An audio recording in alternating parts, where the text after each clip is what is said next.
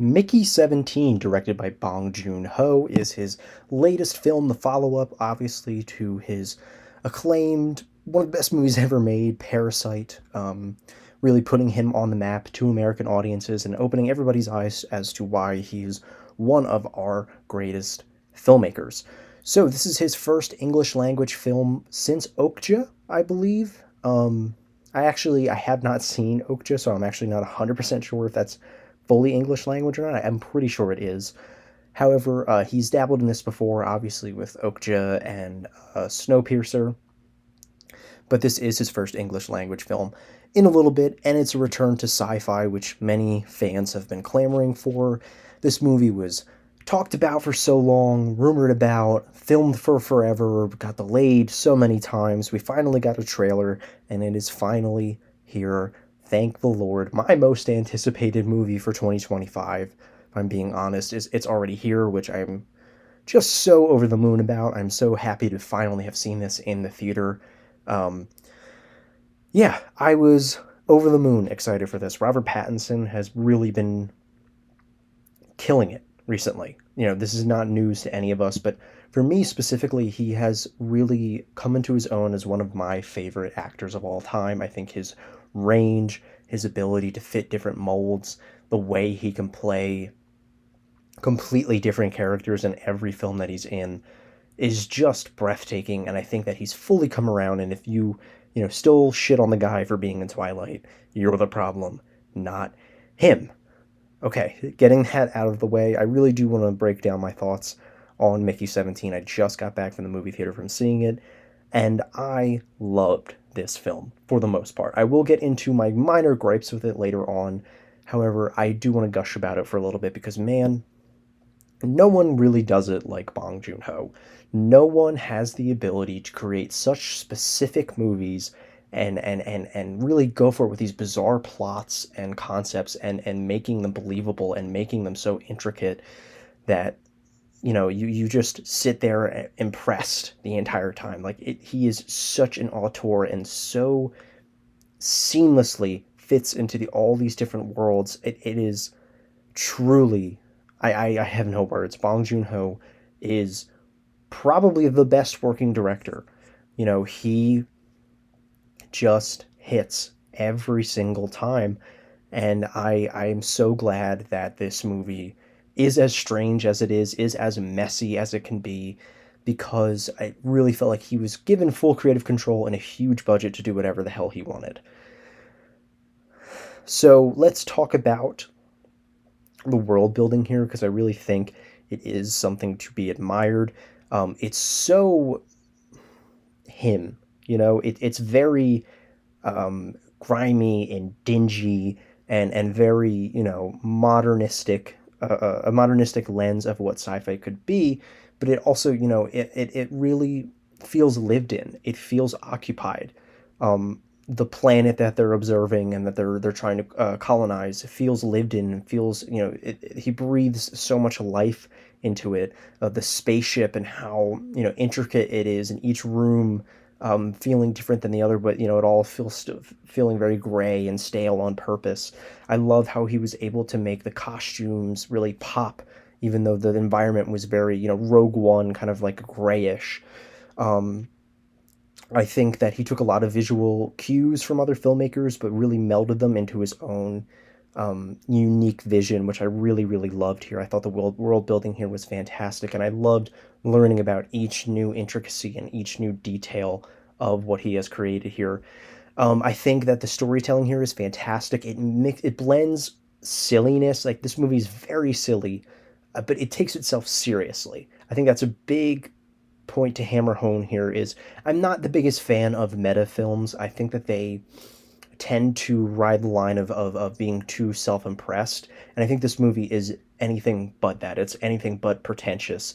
This film allows itself to be silly naturally through human interaction, through these moments that would naturally create comedy and laughter, um, even though they're being played completely straight.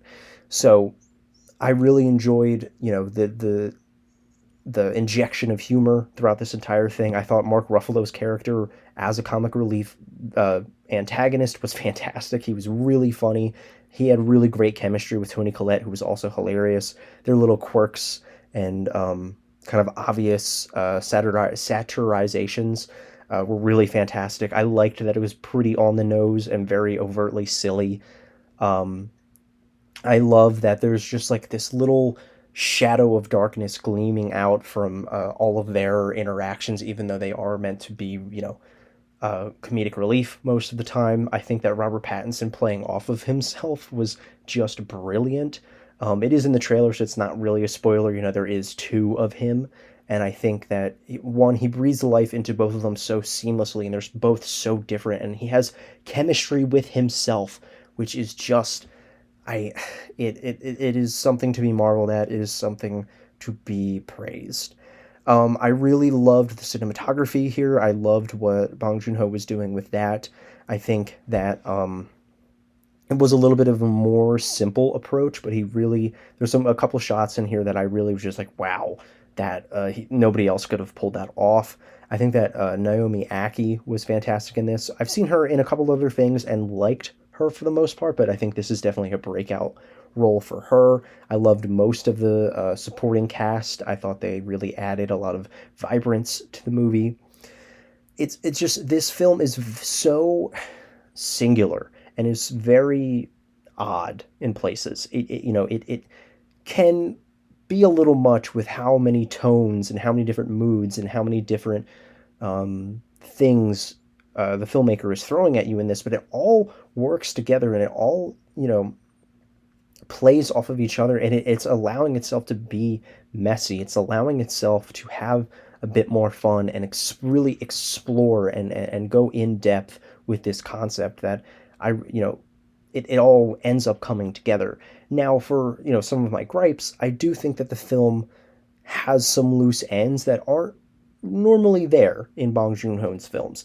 Now, that may be a little unfair to compare Mickey 17 to, The Host, Parasite, Snowpiercer, but those films are so meticulous, and every little branch connects to each other. Like, you think of Memories of a Murder, which in my personal opinion is a perfect, flawless film. I think it's his best work. That film goes in such a different direction than you think it's going to, but it all melds together in an almost unthinkable way. Now, with this movie, there are some loose ends that never get tied up. There are moments that feel like they could have lingered a little bit longer. I don't know if it's a pacing issue or if it's an editing issue, but there is something there that you can feel is a little bit off in places, especially towards the middle of the film when there was a certain plot point with a certain character that I really didn't care for. There are just little moments here and there that I felt took away from the wonder of this film and took away from its magic.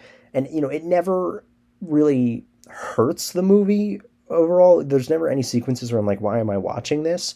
But it does add up, and you can tack off points for that. I can see some people being bothered by this film. I can see some people growing impatient with it. But for me, those warts kind of are a necessary side effect to the ambitious storytelling going on here. So overall, I think this is a fantastic sci-fi film. I was really captivated by it. I wanted to live in this world for even longer. I think Robert Pattinson gives yet another fantastic performance and should be nominated for an Oscar for this. Not sure if he will.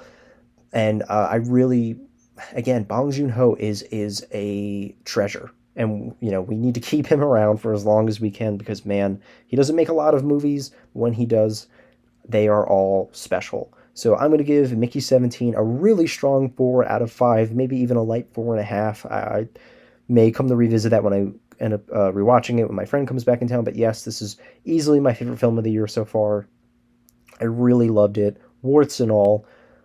So yeah, that's my review for Mickey 17. I really wanted to get these thoughts out right away because I had so much to talk about after the fact. Shout out to Cameron, who, really helps me get the ball going with these films and the discussion. We had a really great talk about this in the car earlier. Lots of spoilers, so I couldn't really talk about it in depth here, but whatever. Thank you guys so much for watching. I look forward to best and worst of the year lists coming out this week, finally, with this next week coming up. And yeah, I will see you guys with the next video. Thank you so much for watching.